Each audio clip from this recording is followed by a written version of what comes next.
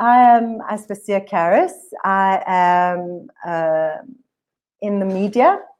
I work for the Sunday Times, the Business Day, the Sowetan, publishing all the lifestyle magazine supplements, Lifestyle, Wanted, the Sowetan magazine, and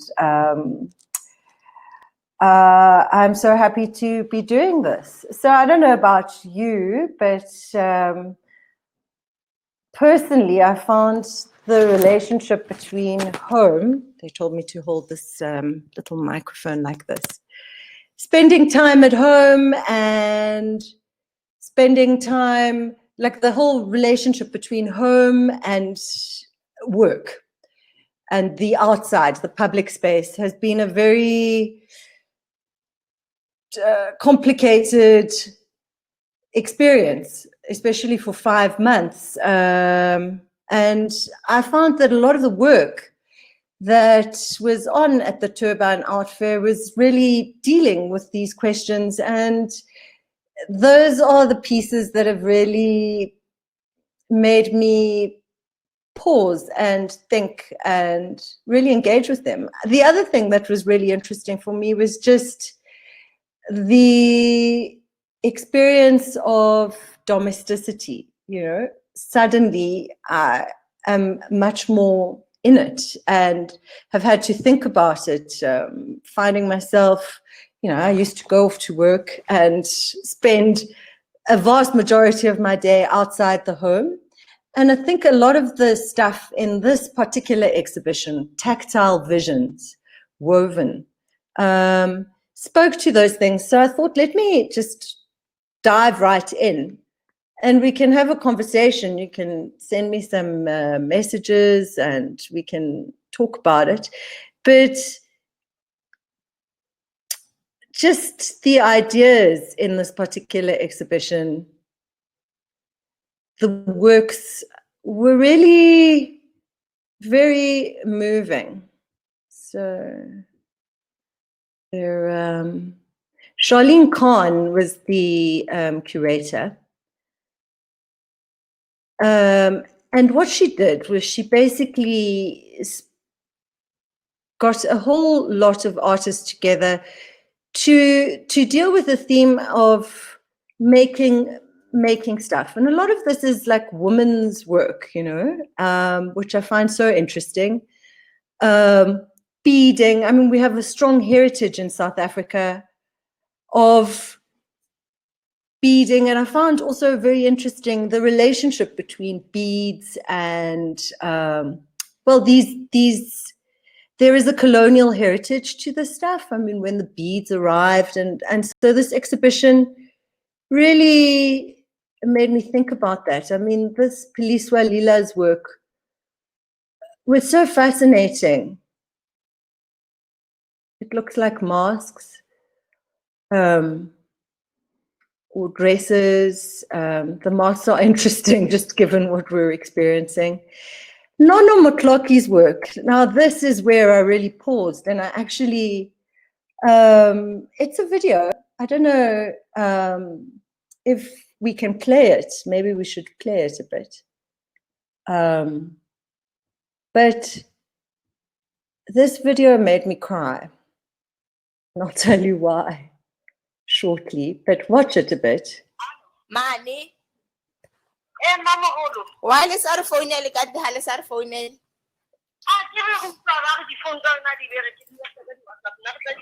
Yo, but whom the pizza man.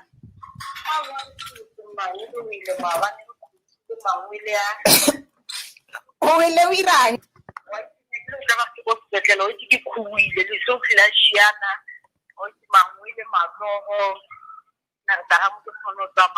Who is speaking? Lena metso ko morao.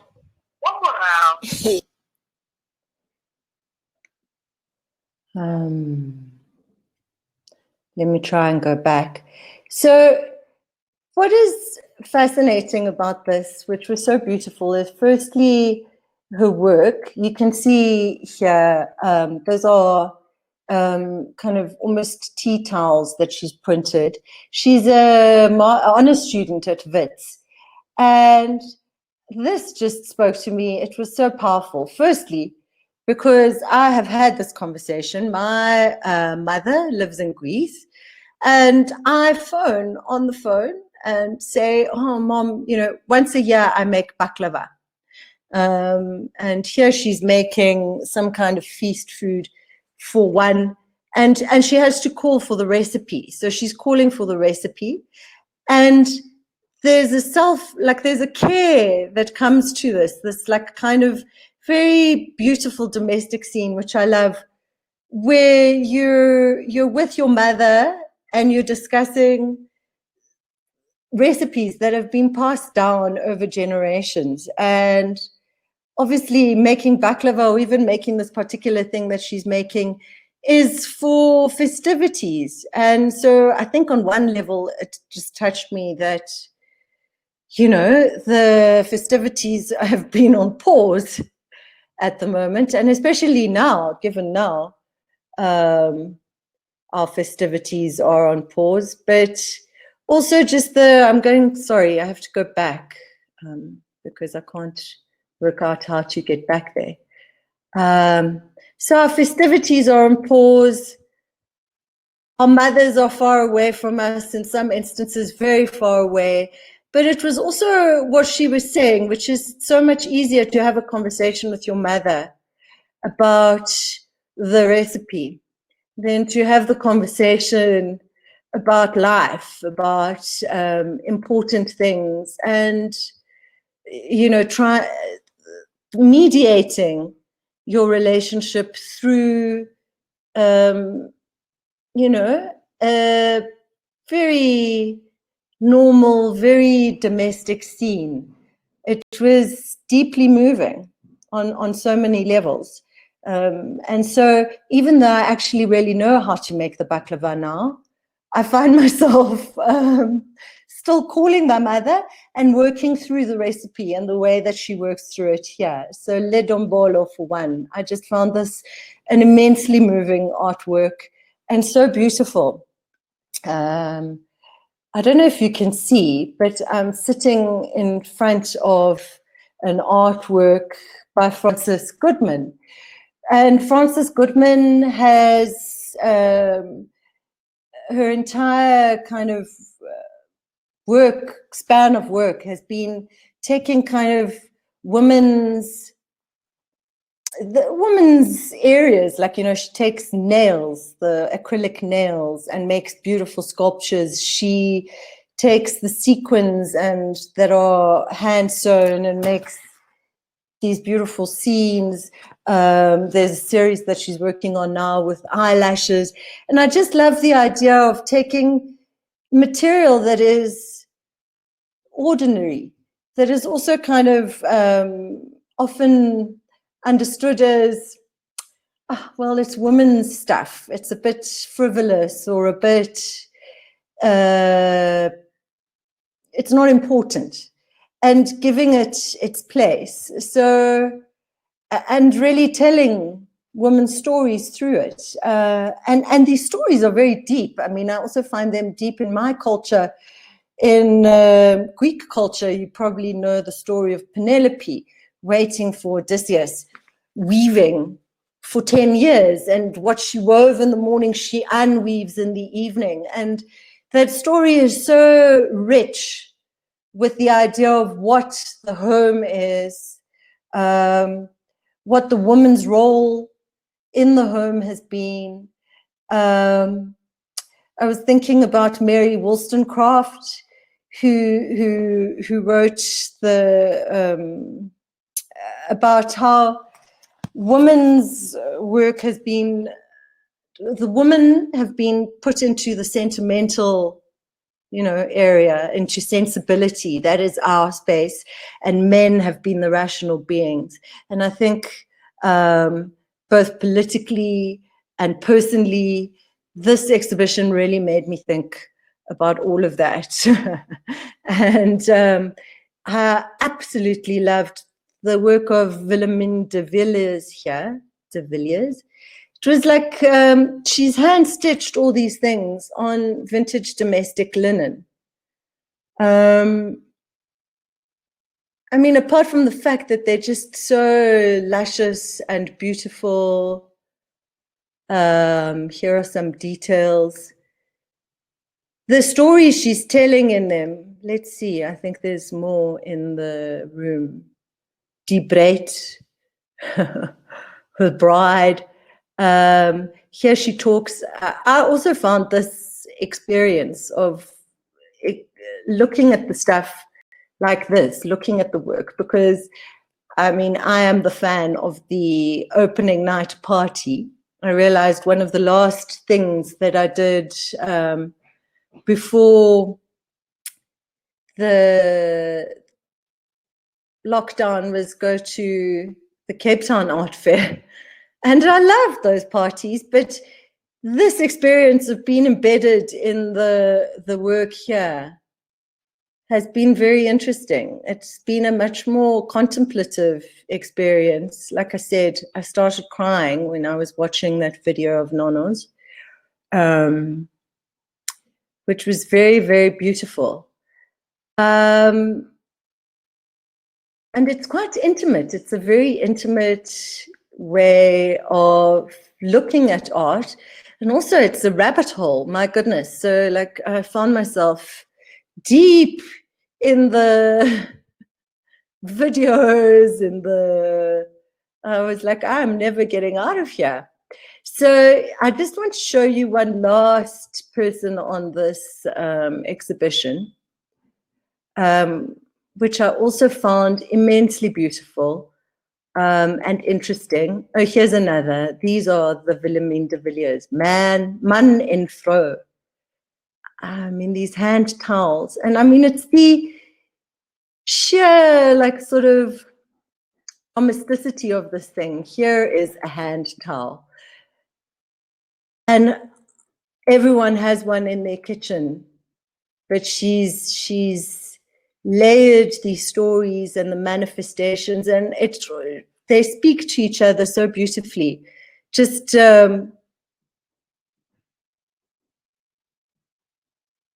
you know, she also touches on the domestic violence situation, which was very, very beautiful. This was very beautiful. Oratile Papi Konopi's work. There's a video of the performance, the installation, and posters. And you know, it's called The Bed We Made. And this is a work that speaks to Cantemba's The Suit. And it is just so fascinating. These pictures. So it's kind of recreating the actual context of that short story. And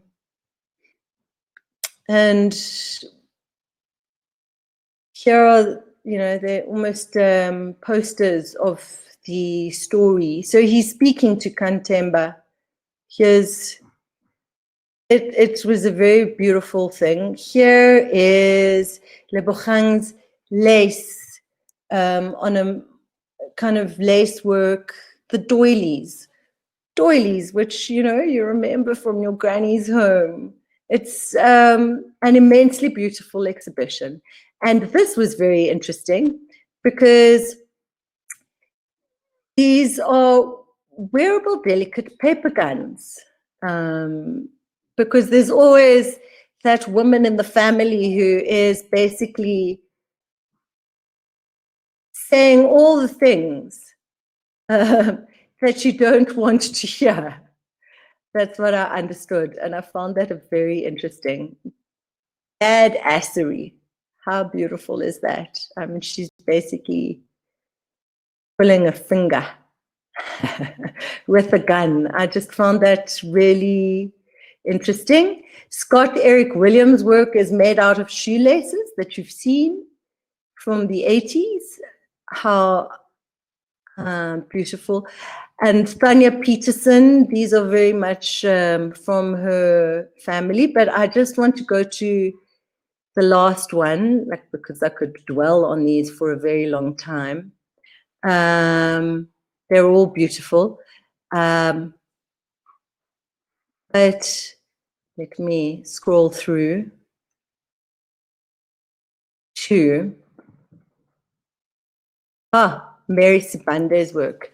So good is bad and bad is good. And I loved this because, let's see if there's a bigger picture. But watching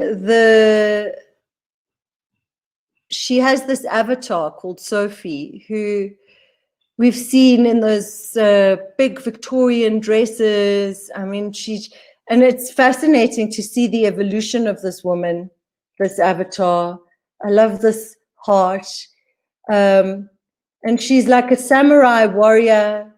She's holding a shepherd's staff in one hand and dangling a heart from the fingers of another. So she's drawing inspiration from the story of Yasuki, who was the first black samurai. I just loved this image.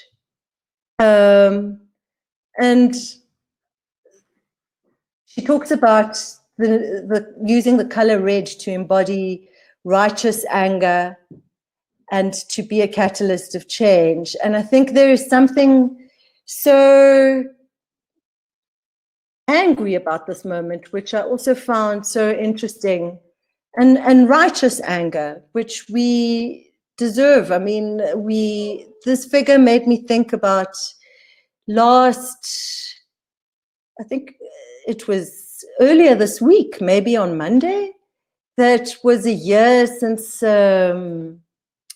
Uyaneni was killed in the post office. Since then, we've had so many multiple deaths of women at the hands in domestic violence situations. Like, this figure, just for me, speaks to that moment. And just also to the Black Lives Matter moment. There's just something so powerful and so important in this message. So yeah, that was this exhibition. And actually the opening message is, the opening image that we were looking at is called Mother Tongues, all those tongues. And apparently that's also a warrior image. She's a warrior goddess who laps up the blood of her spilt victims with those tongues, but also mother tongue as the language. That exhibition really made me think of a lot. Just so many wonderful things to look at. So I'm not going to go to too many other exhibitions, but I really, really adored this, the Parallel Visions, Gladys Mgudlandlu and Maggie Laubscher at the Strauss. This was the Strauss and Co exhibition. Let me drink some tea. It was quite nerve-wracking talking through these things because I don't sound like an art critic. But anyway, here we are. So this was fascinating, and it really took me down quite a rabbit hole and thinking about a lot of things. But Maggie Laubscher, obviously an immensely famous South African artist, and the parallel path of Gladys Mgudlandlu, I found this so interesting. They kind of basically, Gladys, it seems, died when she was 62. They kind of died in the same period, like 1973, 1975. And their work, both of them, and it made me think a lot about their parallel lives and just living in South Africa. And there was a story that they tell which really was just so touching and moving and sad, where apparently Gladys, they never met, even though they were working really on parallel paths. And two things. I mean, I was talking about their dates of death, because they kind of died. Labsha was in her, I think, 80s, and Gladys was in her, Ngundlandlu was in her 60s. And I thought about, you know, the privilege that probably gave Labsha an extra 20 years in her life. But also a really sad story that they never met, but Ngundlandlu made a point of going to every single exhibition that Labsha held. So Ngundlandlu was born in the Eastern Cape and Labsha in the Western Cape. They were both from rural families. And the work is really amazingly, there is a parallel path, which I found so interesting. And there was like a kind of almost naive development in Maggie Labsha's stuff. If you look at the birds here. And then here's Gladys. Interestingly enough, so the thing I learned listening to the curator was that Gladys, you'll see, is working on the dark side. And interestingly, her nickname kind of implied that she was a shadow of a being, because I can't remember what the nickname was, but she was born very small and prematurely. So the nickname was a thing of that. And she said, look, I have worked reflecting, a reflection of a being, and she had worked her entire life reflecting those things. Both their families thought art was for the birds. I found this just such a moving and interesting exhibition, and these paintings are just sublime. So here are the birds over the field. So Gladys works in the dark, in the shadows. And look how bright Maggie Labsha's work is. It's in the light. In fact, I think she called her house something to do with the light. So I just loved these. Here is a portrait of a woman in a red dress. How sublime, from Ngundlandlu. And a portrait of Mrs. Pretorius in a red dress. And very, like, there is just, these paintings really do speak to each other, and it's like two sides of the same coin in South Africa, two sides of the story. I found this a deeply moving exhibition. Here's Maggie Labsha. Here's Cattle on a Hillside. This painting is just sublime. Cat and pumpkin. Flowers. I mean, also the way it's been curated by Willem van Rensburg was beautiful. So I found this a very, very interesting and instructive exhibition, because I think it bears thinking about. People get very defensive when they talk about, like, you know, well, apartheid is over. But I look at this and I feel just the weight of the past, and also just, so that is the one thing. And I think about these parallel paths that these women's lives took and what could have been. And secondly, I also just loved the images for their, again, just this, the fact that they're interested in quite domestic themes, which they received, you know, was this important work, your cat and a pumpkin, you know, it's again are these women's themes? Is this too much focus on sensibility and not enough sense? I feel that as women, we're always drawn into the space and to have to debate and stand up for the work, the quiet work, the domestic work, the work that goes unseen. And also, I just find these paintings immensely contemplative and beautiful. Like, these women are seeing, I mean, the birds are just sublime. Let's have one more look at them. So this was a very, I'm going to look at both Maggie and Ngudludla with a new eye. So I was quite grateful for this work, for this viewing room. And there was an exhibition that spoke to this, which is my third one. And then I will, you know, I don't want to waffle on.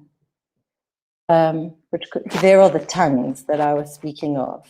Aren't they? They're quite amazing. Mother tongue, and how interesting that is. So the KZN Art Gallery worked with 4 young female artists, and let me find it for you. And they, here we go, commune. How powerful is that? Know your place.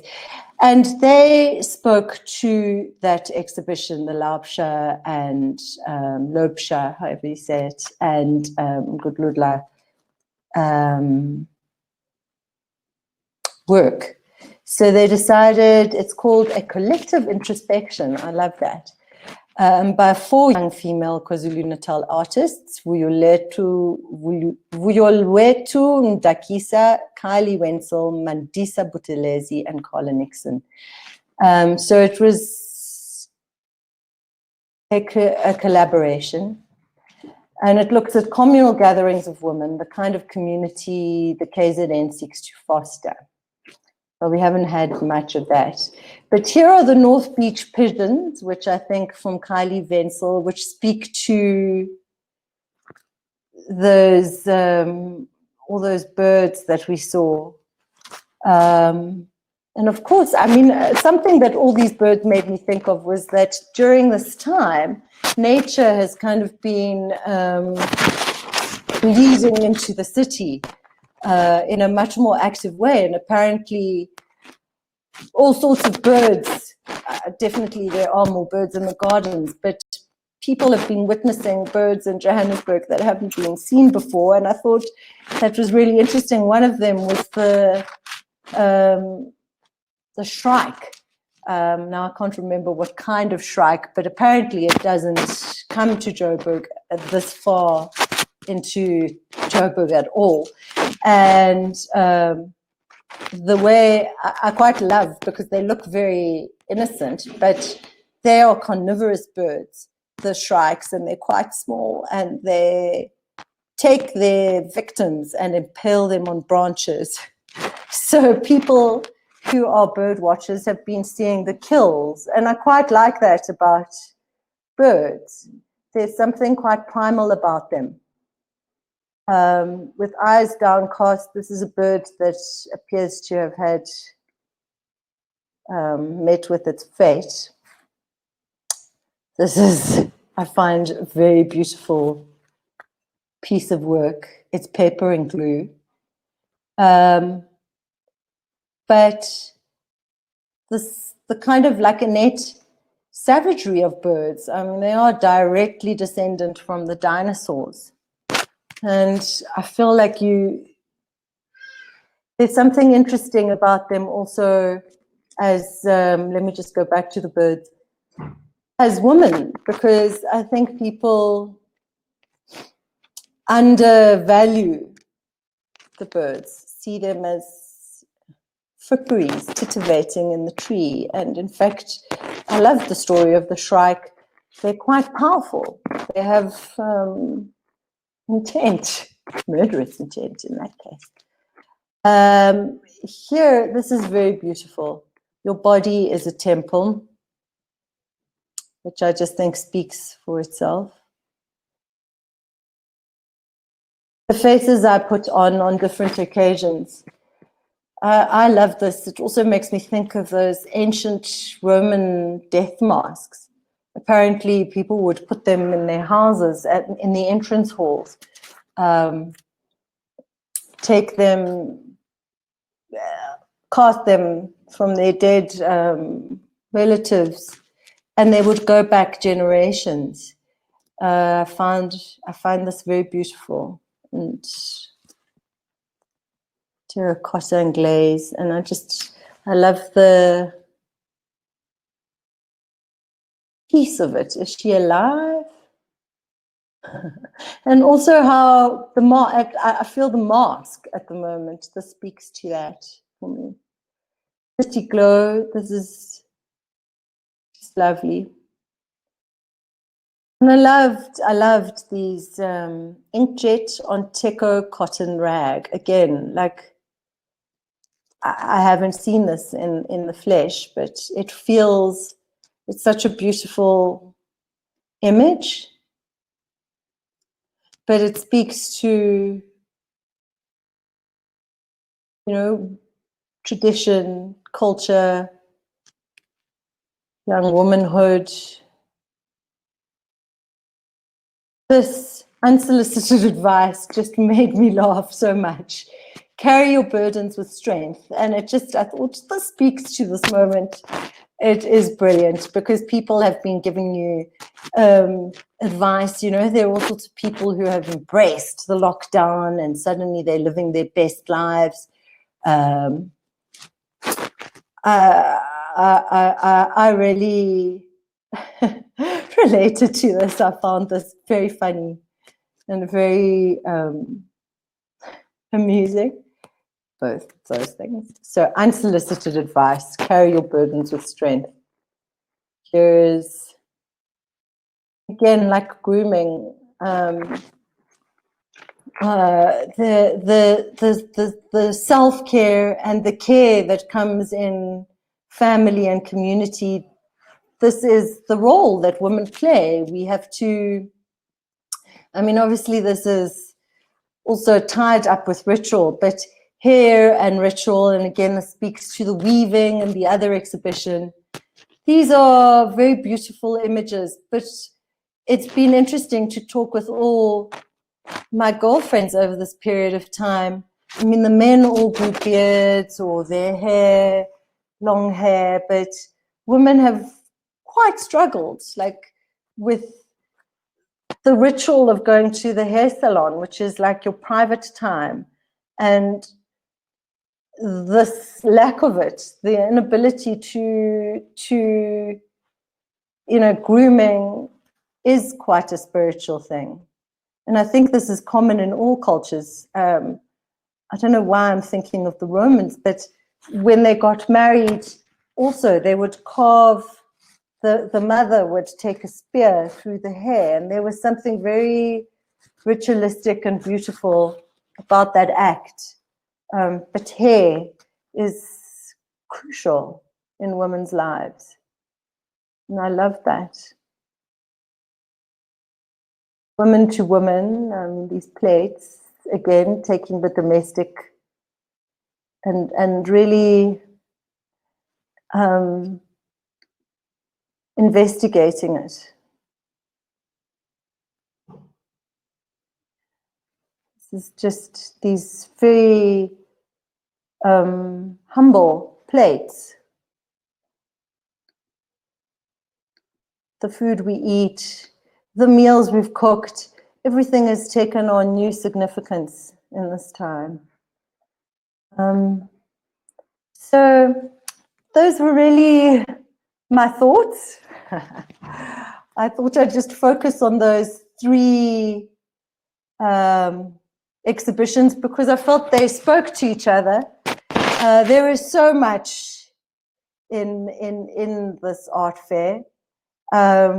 and I've really loved to harp back on the fact that like the social life of the art fair is so much fun. Arriving, drinking your champagne, having fun, but it's a delight to also just take time and really delve into the work, and I found it very moving. So thank you to the Turbine Art Fair for asking me to do this, because I feel I've had such a special experience. I hope I didn't sound too inarticulate. Thanks, Nina. I think it is so lovely. And Linda, the parallel lives are quite something. They're very beautiful exhibitions, and I loved how they all spoke to each other. And if there aren't any questions, I think I will maybe sign off. Great. Thank you so much for being with us today. We really appreciate the insights and your guidance through this year's RMB Turbine Art Fair.